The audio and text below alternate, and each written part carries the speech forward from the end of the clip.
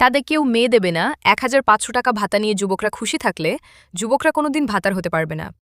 বিধায়ক অসীম সরকারের এই মন্তব্য ঘিরে সোশ্যাল মিডিয়া তোলপাড় এবং ভাইরাল। বিধায়ক তার এই মন্তব্য বিস্তারিত ব্যাখ্যা করে জানালেন। আমার একটা বক্তব্য নিয়ে কিছুটা ভাইরাল হয়েছে।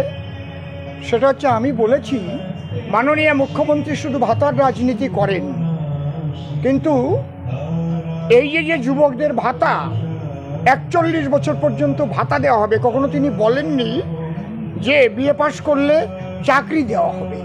তাহলে এই ভাতা নিয়ে যদি তারা খুশি থাকে, আমি বলেছি তাহলে তাদের তো কেউ মেয়ে দেবে না, তারা কোনোদিন ভাতার হতে পারবে না।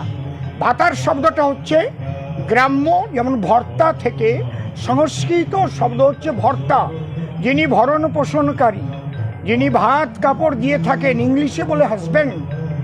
আর আমরা যাকে বলি বাংলায় স্বামী, আমাদের গ্রাম্য আঞ্চলিক উপভাষায় তাকে ভাতার বলা হয়। আপনি সুবল চন্দ্রের অভিধানটা খুলে দেখতে পারেন, এক্ষুনি গুগল দিয়ে সার্চ করলেও এটা বুঝতে পারবেন। এই জন্যই বললাম, শুধু ভাতা নিয়ে খুশি থাকলে কোনোদিন যুবকরা ভাতার হতে পারবে না, তাকে কেউ মেয়ে দেবে না। সে দেওয়া হোক, কিন্তু আমরা তো চাকরি দেব।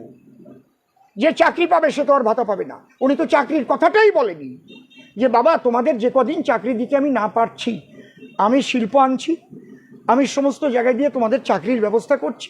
যারা রিটায়ার্ড হয়ে গেছে, যেখানে খালি পদ রয়েছে কয়েক লক্ষ, আমি ইমিডিয়েটলি আমি সরকারে এলে তোমাদের চাকরির ব্যবস্থা করছি। যে কদিন দিতে পারছি না, তোমরা অন্তত হাত খরচাটা নিয়ে চলো।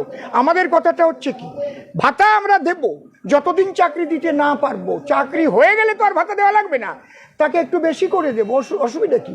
বেশি করে দিতে তো অসুবিধে নেই, বেশি করে দিয়ে তাড়াতাড়ি চাকরি দিয়ে দেবো।